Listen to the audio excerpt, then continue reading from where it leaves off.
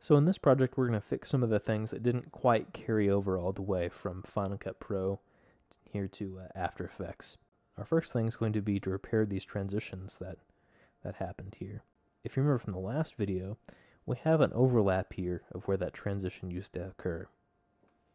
Well, in After Effects, we could do a dissolve, we could make a custom transition, or there are some default transition effects that you could use under Effect, Transition. So if I wanted one of these, let's maybe say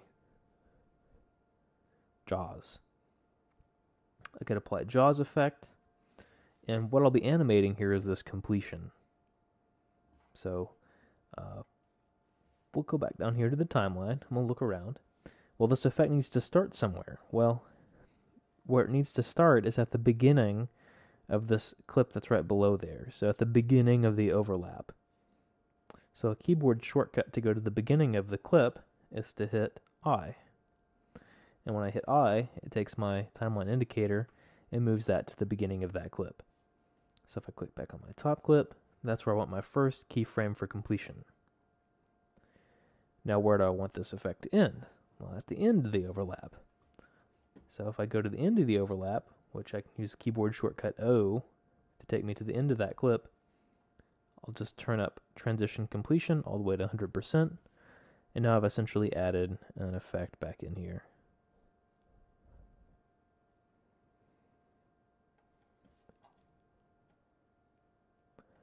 Now, if you remember, towards the end here, we had this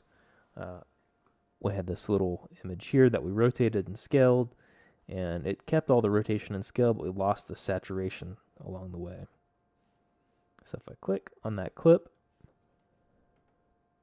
I can go up to Effect and apply one of the color effects from up here, or since it's from Premiere, I can actually use some of the effect controls that are from the three-way color corrector. Now, since I'm here in After Effects, what I would probably do is click on this clip and delete this three-way color corrector. And then I would go up to Effect, Color Correction, and if I just wanted to remove the saturation, I might just quickly go to Hue and Saturation, and then grab the Master Saturation and just lower that down.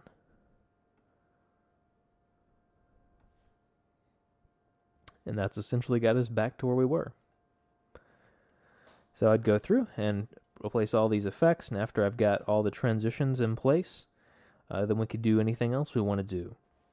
We could apply synthetic aperture, which has about the same amount of control and impact to color shading as Apple Color. Or I could use the color effects that are in After Effects, curves, levels, etc. to apply all those settings. And then I need to render. And we'll do rendering in our next video.